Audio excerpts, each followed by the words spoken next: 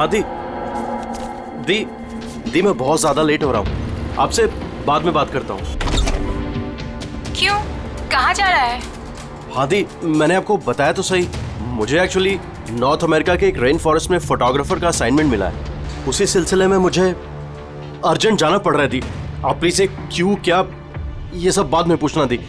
क्या छुपा रहा है, जल्दी बता। अरे दी, मैं आपसे कुछ क्यों छिपाऊंगा दी, सच सबको पता चल जाएगा।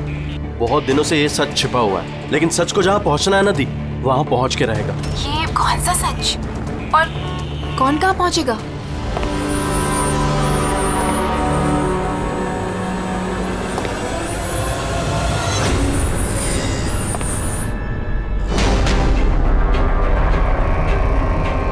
माया दी, मेरे पास बिल्कुल टाइम नहीं है।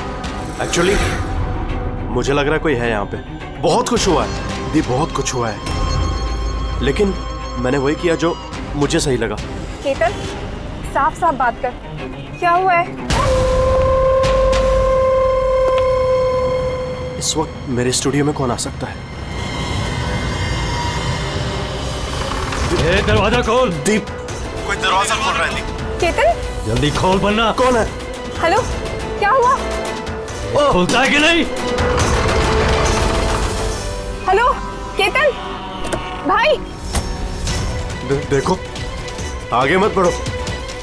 कहाँ है वो फोटो? मैंने क्या किया है तुमने? बोलो। केतन, केतन, बोल। मैंने कुछ नहीं किया। बोल दे, नहीं तो मरेगा तू। प्लीज आगे मत बढ़ो। फोटो कहाँ है? हेलो, जल्दी बोल दे, बता दे। बता दे, नहीं मैंने तो कुछ नहीं मरेगा किया। तू आज। देखो, मैंने कुछ नहीं किया। तो बैठेगा। आगे मत बढ़ो। बता।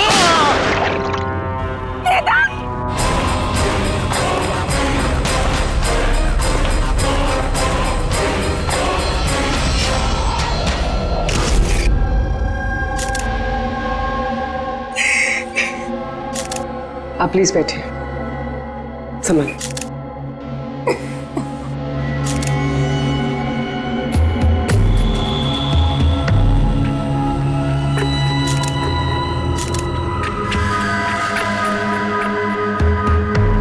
ये क्या?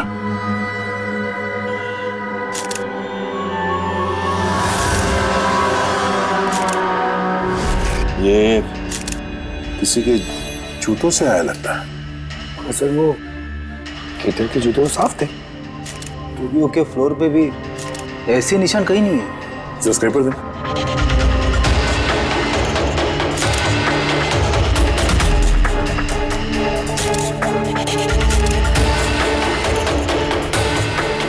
तो मिट्टी या कीचड़ तो नहीं लगता,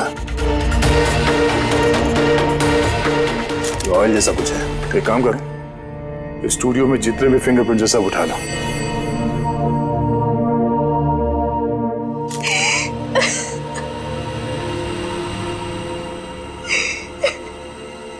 हाँ जी, हम जानते हैं कि ये समय ठीक नहीं है पूछताछ करने के लिए, पर फिर भी आपको परेशान कर रहे हैं। जरा ठीक से याद करके बताइए, आपने ये पूरा हादसा फोन पे सुना था, तो केतन और उस दूसरे आदमी के बीच में क्या बात हुई थी? वो आते ही बुरे तरीके से केतन को मार रहा था। वो चीख रहा था, चिल्ला रहा था, चीजें इधर उधर टूटने की आवाजें आ रही थी। मैंने कुछ नहीं किया। देखो, आगे मत बढ़ो, मुझे कुछ नहीं मालूम ना।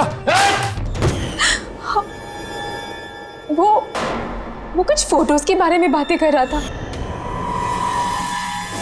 सर, ये माया जो कह रही है कि केतन का खून उस वजह से हुआ है, एक एविडेंस की वजह से। एविडेंस क्या वो फोटोग्राफ था?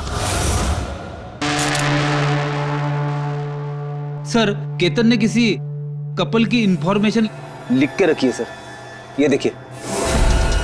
कोई मनन और शामली है, जू से। सर ये देखिए, कैलेंडर पर 14 अप्रैल 2018 ये डेट मार्क की है, द एनिवर्सरी। अरे ये तो आज की डेट है। इसका मतलब है आज के दिन कुछ होने वाला था जिसके बारे में केतन जानता था। उसका मोबाइल फोन चेक करो, देखो आखिरी बार किससे बात हुई थी उसकी।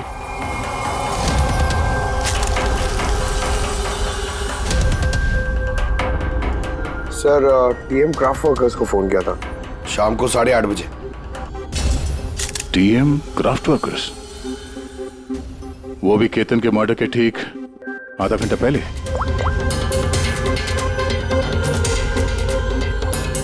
Hello, TM craft workers.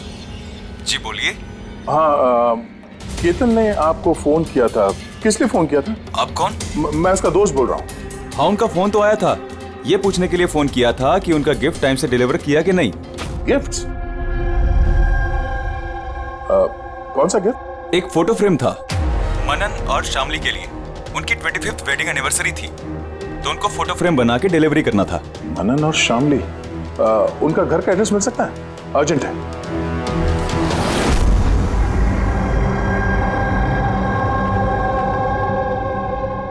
Photo किसने भेजी? किसने भेजी? केतन? ये केतन कौन है? और इस तरह से हमारी फैमिली पिक्चर भेजने का क्या मतलब है? हाँ। कैसे जानता है वो हमारी फैमिली को? अरे किसी ने कोई मजाक किया होगा। ये मजाक नहीं है। आप कौन? सीआईडी। सीआईडी? केतन नाम का एक मशहूर फोटोग्राफर था, उसका खून हो गया इस फोटो की वजह से। पर सर, एक फोटोग्राफ के चक्कर में कोई किसी का मर्डर क्यों करेगा? लेकिन सर, हम तो किसी केतन को जानते भी नहीं। केतन को नहीं जानते तो फिर उसने आप लोगों की फोटो आप ही को क्यों भेजी? पता नहीं। पर हमने तो कभी ऐसी फोटो खिंचवाई भी नहीं है। और ना ही ऐसी दीवार हमारे घर पर है। सर, हमने तो कभी नहीं देखा। और देखिए ना सर, ये नकली फोटोग्राफ लग रहा है। आप खुद ही देखिए, इसमें दीदी है, जीजा जी है। सर, ये खाली कुर्सी रखने का क्या मतलब है इसका? सर, हमें तो लगता है कि किसी ने गलत तरीके से फोटो बनाकर हमें बेच दी है। गलती से नहीं, जानबूझकर आया है आपके लिए ये। और वो भी अपनी जान कुर्बान करके। सर, किसी ने मनन की फैमिली को मर्डर के चक्कर में फंसाने की कोशिश की है। वैसे आप कौन? ये हमारे फैमिली फ्रेंड मिस्टर विक्रम। अच्छा, आपके फैमिली फ्रेंड। सर, इसमें ये मैसेज भी है। She is hiding, save her. शायद केतन आप लोगों से किसी को ढूंढने के लिए कह रहा है। ढूंढने के लिए?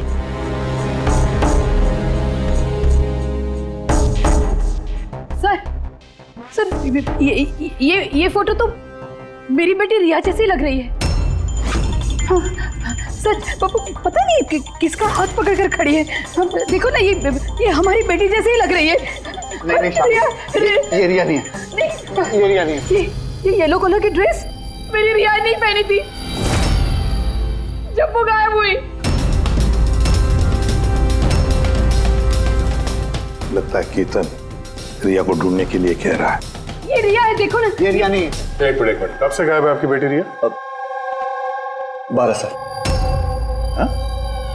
12 साल? सर, ये 12 साल के बाद कोई किसी की इंफॉर्मेशन क्यों देगा? रिया, 12 साल से रिया गायब है।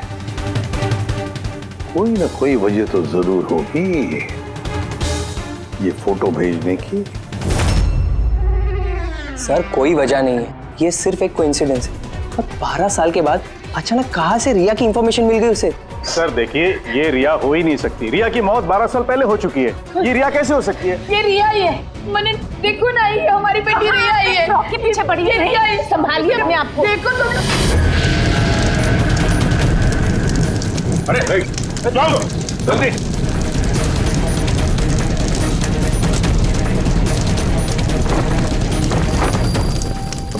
सर, ये फोटो तो जल गया, अब क्या करें?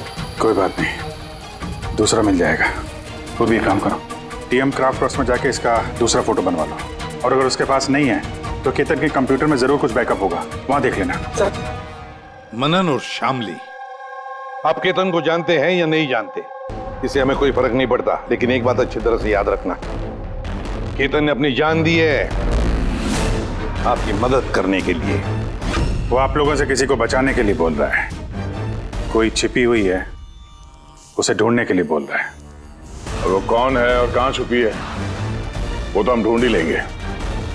एक बात अच्छी तरह से याद रखना, जितने भी लोग यहाँ पर हैं तुम से कोई भी ये शहर छोड़कर नहीं जाएगा जब तक हमारी तहकीकात पूरी नहीं होती। हमें तुम सब पर शक है, सब पर। एक मिनट के लिए मनन, शामली, आयशा और विहान इनके इस नकली फोटोग्राफ को बाजू में रखते हैं और उनके पीछे जो दीवार है उन पर कंसंट्रेट करते हैं, ये फ्रेम्स और ये जो पीछे लिखे हुए नंबर्स पर। अब शामली ने इशारा किया था इस फ्रेम पर, 3 नंबर वाली फ्रेम पर, पीले रंग का फ्रॉक पहनी हुई और किसी का हाथ पकड़ा हुआ है उस लड़की ने। शामली को एकदम से लगा सर इस फोटो में ये बच्ची उनकी खोई हुई बेटी रिया है।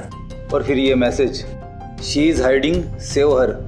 लेकिन सर विक्रम तो बार बार कह रहा था कि रिया मर चुकी है। हो सकता है ये मैसेज रिया के बारे में हो सकता है वो अभी भी जिंदा हो। बिल्कुल हो सकता है पूर्वी, बिल्कुल हो सकता है। और शायद केतन यही कहना चाहता है इन लोगों को, मनन के फैमिली को, कि शायद रिया जिंदा है और उसे मदद की जरूरत है। लेकिन सर उसे इतनी मेहनत करने की क्या जरूरत थी? फोन कर देता सीधे और बोल देता जो भी बोलना है रिया के बारे में, या फिर पुलिस को इन्फॉर्म कर देता। सर हो सकता है उसे किसी ने डराया धमकाया हो और तभी तो मजबूर होकर उसने ये सब किया है। केतन ने तो अपना फर्ज निभाया है और हम उसकी मेहनत को बेकार नहीं जाने देंगे।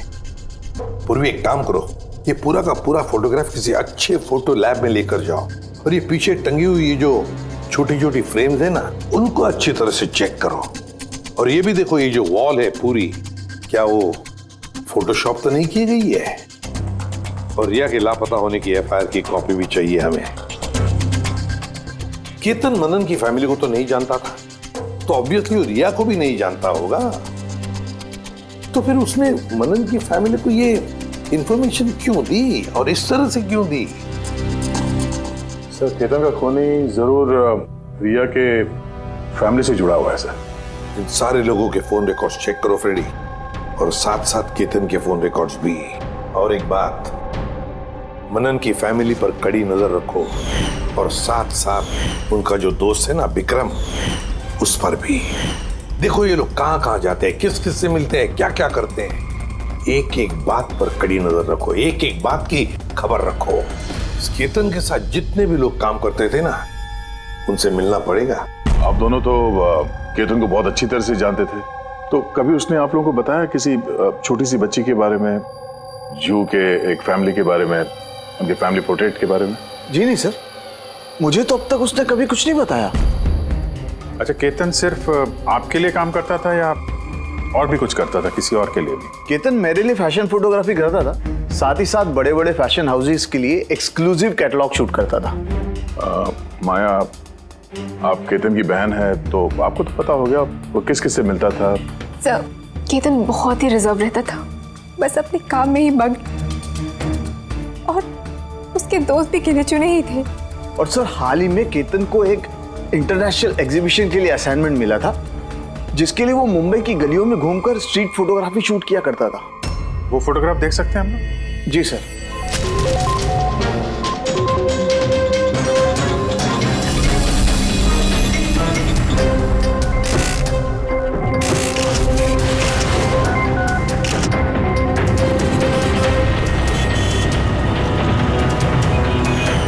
इतना अच्छा पोर्टफोलियो बनाया था सर, एग्जीबिशन में सबमिट ही नहीं किया। बहुत परेशान हो गया था वो।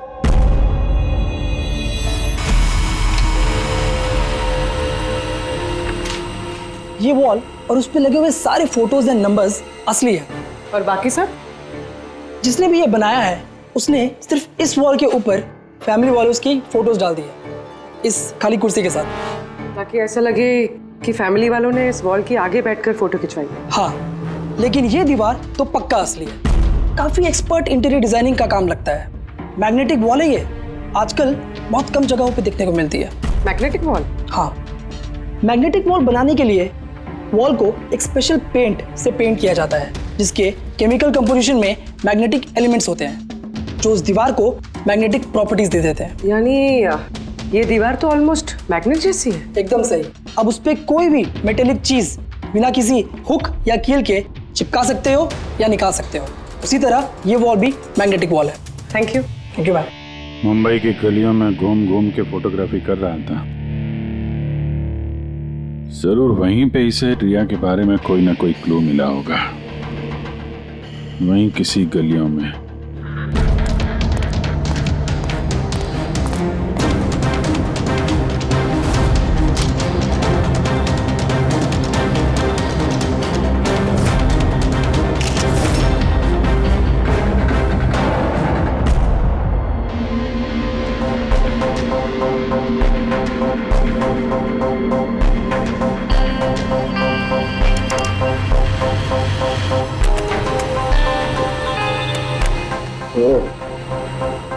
ये बात है।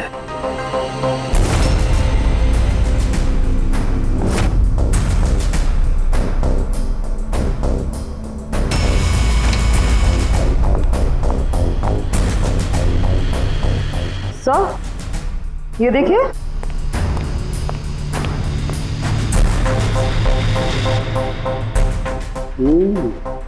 Good job Tarika. Thank you. Sultan के क्या मिला? बॉस, एक खास चीज मिली है। दया, तुम्हें याद है तुमने मुझे कुछ चिकना सा पदार्थ ला करके दिया था जो तुम्हें क्राइम स्पॉट पे से मिला था, याद है? सर, ये वहाँ क्राइम सीन पर मिला। ये मिट्टी या डामर तो नहीं लगता, शायद कोई ऑयल या ग्रीस हो सकता है। तुम बिल्कुल सही सोच रहे थे दया, वो ग्रीस ही है। बॉस, मुझे उस पदार्थ में ग्रीस के ट्रेसेस मिले और ये ग्रीस इतनी पुरानी है कि अब तो अपना केमिकल कंपोजिशन भी बदलने लगी। एक मिनट साहब, पुराने मतलब कितने पुराने? मतलब बॉस, जिस जगह से ये ग्रीस के डब्बे मिले हैं वो जगह काफी पहले बंद हो चुकी होगी। और सर, केतन के नाक के फ्लूइड्स में से मुझे ये एक्रिलिक, नायलॉन, पॉलिएस्टर, पॉलीप्रोपिलीन, इन सब चीज़ों की ट्रेसेस मिले और उसके लंग्स में भी ये सारी सेम चीज़ें मिली हैं, fabric fibres. Nylon, polyester, olefin, acrylic, क्या ये सब सारी चीजें तो फैब्रिक से जुड़ी हुई हैं? ये तो एक फोटोग्राफर था, इसका क्या संबंध इन सारी चीजों से? हाँ सर, जिस जगह पे ये रहता है इसके घर के आसपास कोई फैक्ट्री वगैरह भी नहीं है, तो फिर एक कपड़े के रेशे इसके लंग्स में कैसे घुस गए? हो सकता है ऐसी जगह पे आता जाता हूँ। हाँ बॉस, कोई फैक्ट्री, कारखाना, मिल, और बार बार जाता होगा सर, तभी ये पॉसिबल है। बार बार जाता होगा केतन ऐसी जगह पे, पर क्यों, किस लिए? सर, श्यामली डिप्रेशन में चली गई है, वो घर से बाहर ही नहीं निकलती। और विक्रम और विहान मिलते रहते हैं, पता नहीं उन दोनों के बीच क्या बहस होती रहती है। और ये विहान वकीलों से जाके मिल रहा है। वकीलों से? हाँ सर, और आयशा अपनी किसी फ्रेंड्स के घर जाती रहती है, लेकिन उसकी जो ये फ्रेंड है उम्र में काफ़ी बड़ी है, मुझे नहीं लगता कि उसका इस केस से कोई ताल्लुक है। और ये जो मनन है ना, केतन के बारे में पता लगाने की काफ़ी कोशिश कर रहा है। अच्छा, अभी फ्रेडी, वो जो फोन कॉल के रिकॉर्ड जो ट्रैक किए थे, क्या पता चला? कुछ नहीं पता चला सर, उनके जो रजिस्टर्ड मोबाइल नंबर है उसमें कुछ नहीं है। फोटोग्राफ्स का प्रिंट निकाल ली? हाँ सर, जैसे कि मैंने फोन पे बताया था, वो दीवार असली है सर, मैग्नेटिक वॉल। हाँ सर, केतन ने ये सारी फोटोज उस वॉल पे लगाकर वो फोटो ली है और फिर उस पर वो फैमिली वाली फोटो फोटोशॉप कर दी। सर, इस वॉल का पता लगाने में ज्यादा टाइम नहीं लगेगा, इंटीरियर डिजाइनर का काम है, और ये वॉल पे मेटालिक डिजिट्स लगे हुए हैं। बस तो फिर ये सारे फोटोग्राफ्स आर्किटेक्ट्स और डिजाइनर्स के ऑफिसेज में भेज दो, पता चल जाएगा किसने ये मैग्नेटिक वॉल बनवा लिया था।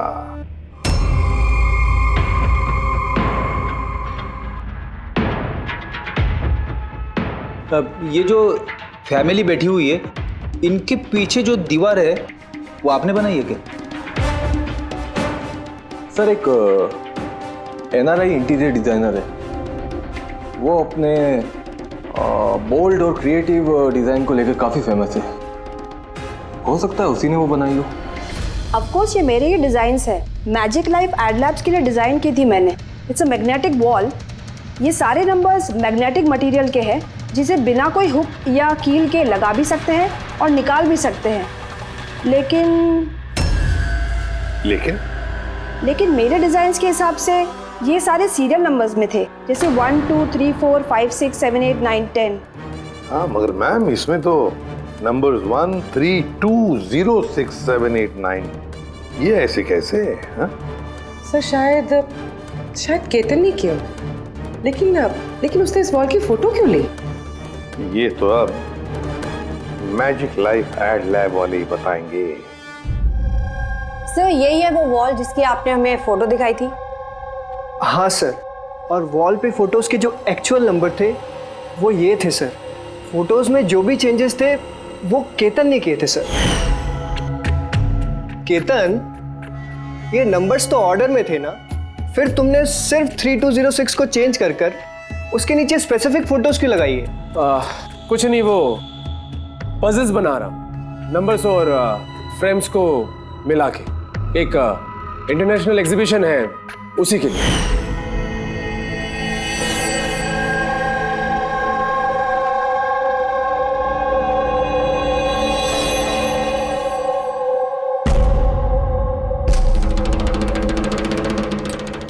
आप लोगों ने केतन को परमिशन कैसे दी है सब करने के लिए?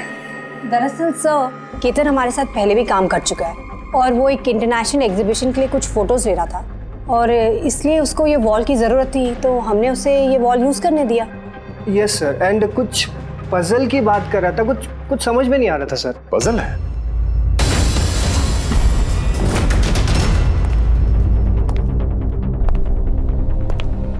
नंबर्स में पजल?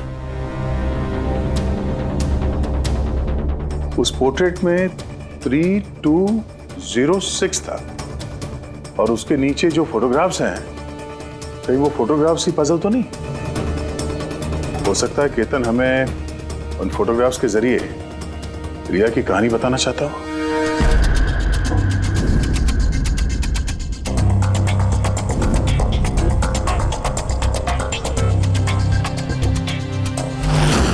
रिया गायब कब हो गई थी?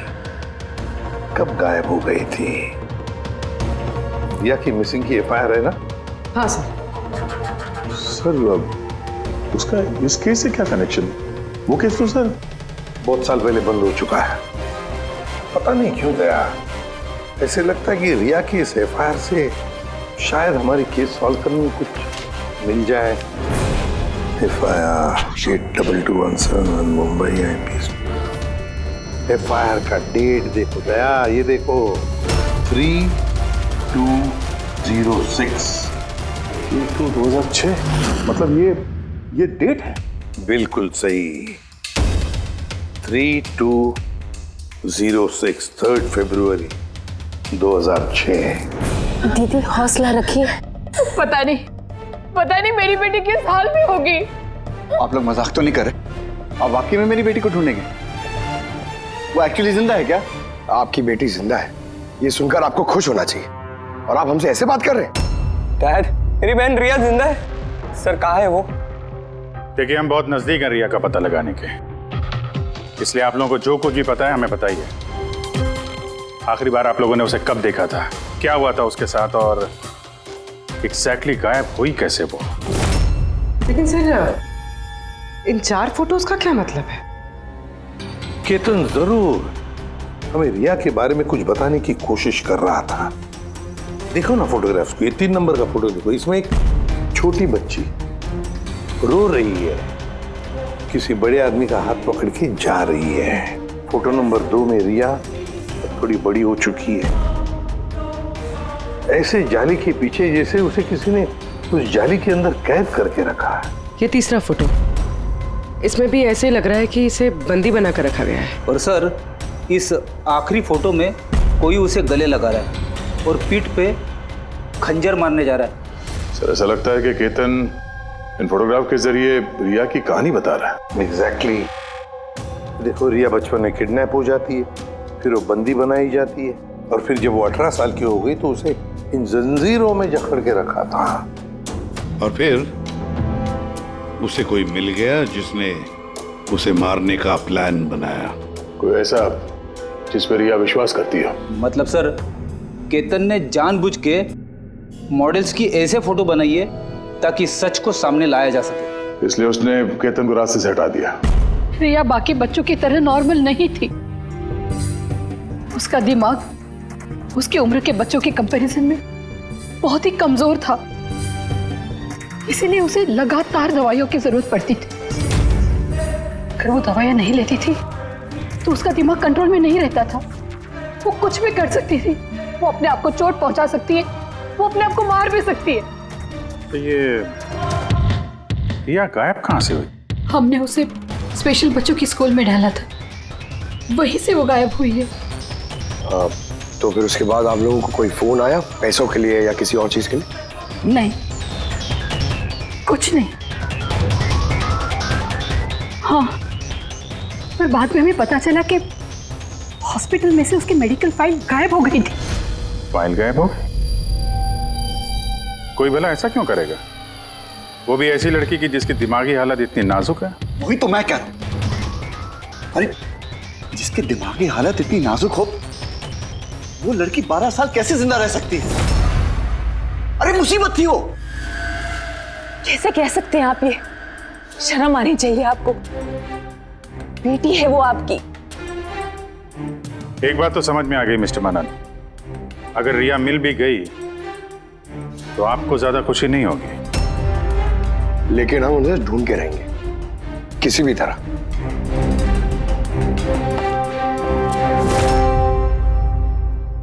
दया, इस फोटो को गौर से देखो।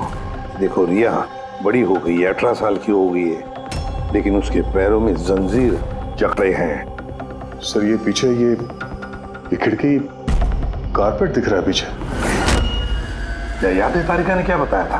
केतन के नाक के फ्लूइड्स में से मुझे ये एक्रिलिक, नायलॉन, पॉलिएस्टर, पॉलीप्रोपिलीन, इन सब चीजों की ट्रेसेस मिले। ये सारी चीजें फैब्रिक से जुड़ी हुई है, कारपेट से। ये केतन फोटोज के जरिए ये बताने की कोशिश कर रहा था कि ये रिया किसी पुरानी मिल या फैक्ट्री में है। सर चौथे फोटो में ऑयल कैन और खाली बक्से। और वो केतन के स्टूडियो में हमें ग्रीस के धब्बे भी तो मिले थे। तो शायद खूनी केतन के स्टूडियो में वहीं से जा रहा था जहां रिया कैद है। तीसरी फोटो में वो कारपेट वाली गली और चौथे में वो फैक्ट्री। सर ये दोनों जगह आसपास होगी। पहले ये पता लगाना पड़ेगा कि कारपेट वाली गली के आसपास कोई बंद पड़ी हुई पुरानी फैक्ट्री है क्या? जो भी करना है जल्दी करना पड़ेगा बॉस, क्योंकि हमारे मनन के घर जाने के बाद खूनी खुद सामने नहीं आएगा। शायद किसी से वो काम करवाएगा।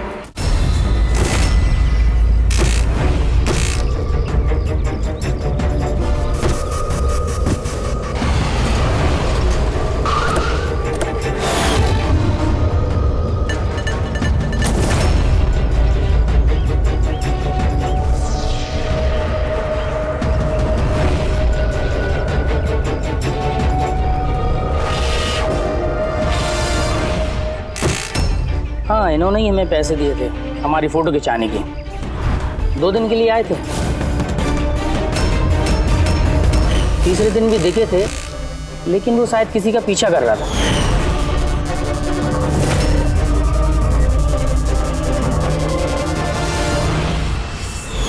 किसका पीछा कर रहा था? अब वो तो सर ध्यान नहीं दिया हमने। वो गया किधर पीछा करते हुए? इस तरफ गया।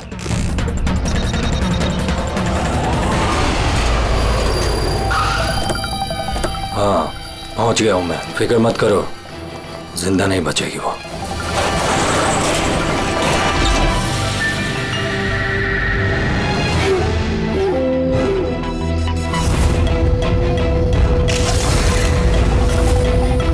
बंद कर इसको।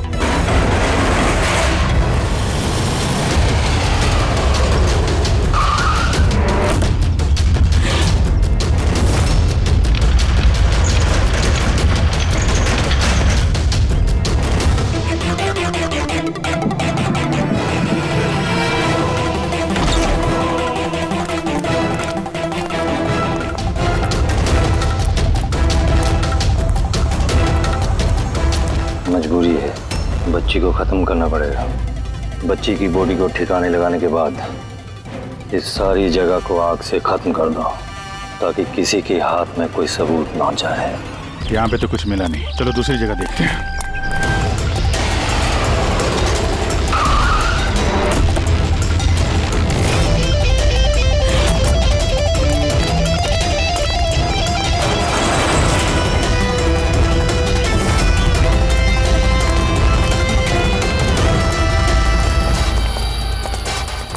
रिया, रिया, तुम्हारे मम्मी पापा के पास ले जाने आए। चलो। रुक जाओ।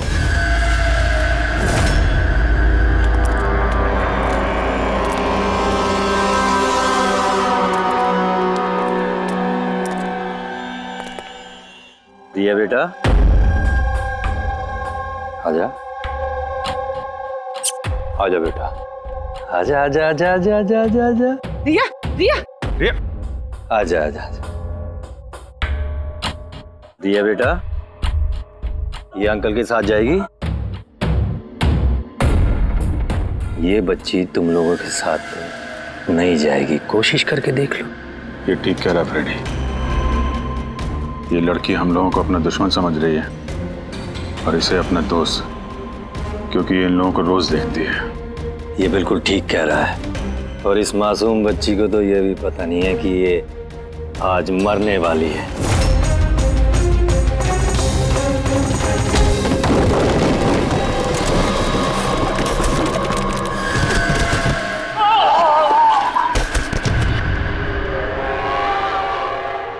कौन हो तुम लोग? किसने भेजा तुम्हें? ये तुम्हें कभी पता नहीं चलेगा।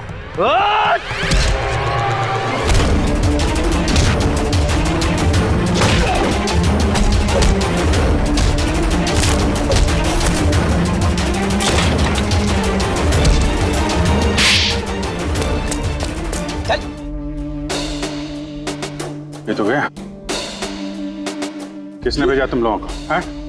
साहब, मुझे कुछ नहीं मालूम था, सब कुछ इसी को मालूम है। जिसको पता था वो तो मर गया। अब कैसे पता चलेगा सर किसने भेजा था इन्हें? रिया तो बेचारी इतनी डरी हुई है, कुछ बोल भी नहीं सकती। रिया बोल नहीं सकती, मगर पहचान तो सकती है। मतलब रिया ने इस खूनी को पहचाना। क्यों? क्योंकि उसे हर रोज मिलती थी, उसे हमेशा देखती थी, उसे लगता था कि ये उसका अपना कोई है, और इसीलिए उसके साथ जाने के लिए राजी हो गई। तो फिर रिया उसे भी पहचान लेगी जिसने 12 सालों से इसको यहाँ पे कैद करके रखा है, जो उससे हर रोज बात करता है और जिसने इसे मारने के लिए इन लोगों को यहाँ पे भेजा था। अब रिया बताएगी ये असली गुनहगार कौन है। रिया, जाओ रिया। अच्छा मेरी बच्ची, आ बेटा।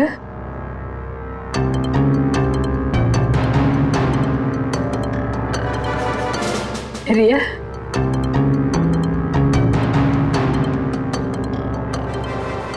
आजा मेरी बच्ची, अपनी माँ के पास आजा बेटा। आ बेटा, आ बेटा, आजा आजा मेरी बच्ची, आजा बेटा। रिया,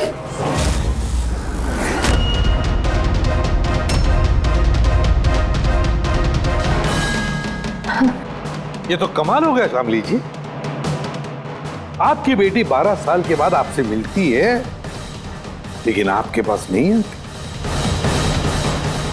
अपने मौसी के गले लग जाती है। ये कैसे? वो तो माँ की जैसी हूँ ना मैं इसकी, बहुत प्यार करती है ये मुझसे, इसीलिए। अरे वाह मौसी जी, आपसे इतना प्यार कि रिया अपनी माँ को पहचान नहीं पाई और आप ही के गले लग गई। क्यों?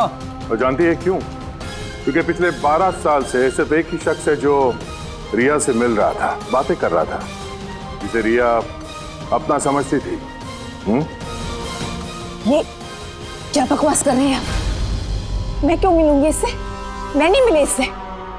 रिया से बिल्कुल मिली थी, पिछले 12 सालों से मिल रही थी तुम। बकवास हम नहीं कर रहे आयशा, बकवास तो तुम कर रही हो। हमने तो उस डॉक्टर को भी ढूंढ निकाला जिसकी मदद से तुम पिछले 12 सालों से रिया को दवाइयां देती थी, उसकी टेस्ट करवा रही थी। मैं किसी डॉक्टर को नहीं जानती, मैं कह रही हूँ ना आपसे, मैंने कोई मेडिकल टेस्ट नहीं करवाया इसका। बिल्कुल करवाई थी। नहीं, मैंने कोई टेस्ट नहीं करवाया। झूठ बोल रही हो तुम, टेस्ट करवाया था तुमने। मैंने कोई टेस्ट नहीं करवाया, मैं सच कह रही हूँ। मैं किसी डॉक्टर को नहीं जानती। मैं तो इसे 12 सालों से वही दवाई दे रही हूँ जो ये 7 साल की उम्र से खाती आ रही है बस।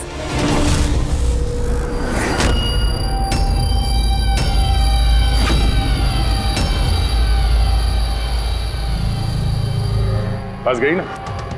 क्या? इस आदमी को आपने भेजा था रिया को मारने के लिए। उसके मोबाइल में हमें उसका नंबर मिला जो इत्तेफाक से आपकी दोस्त है, जिससे आप अक्सर मिलती हैं। आयशा, तुमने ये सब क्यों किया? विहान के लिए। मेरा डिवोर्स हो चुका था, मेरी जिंदगी का वैसे भी कोई ठिकाना नहीं था। मैं विहान को किसके सहारे छोड़ती?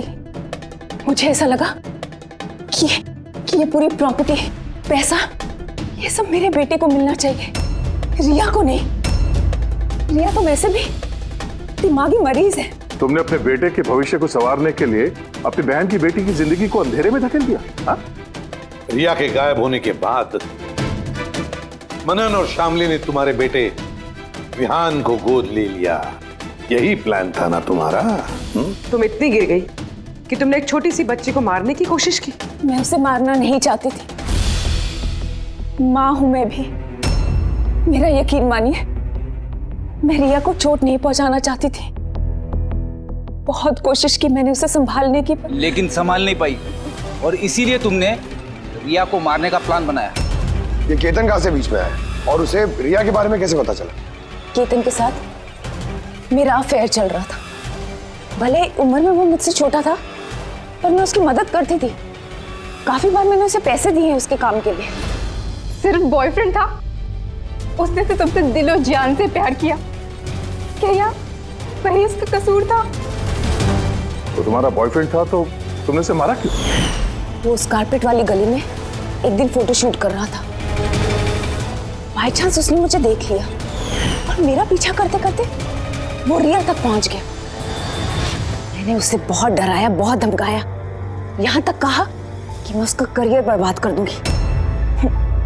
लेकिन नहीं, शायद उसमें इंसानियत जाग रही थी, इसलिए मुझे उसे मरवाना ही पड़ा। वाह, बहुत खूब। कैसी माँ हो तुम?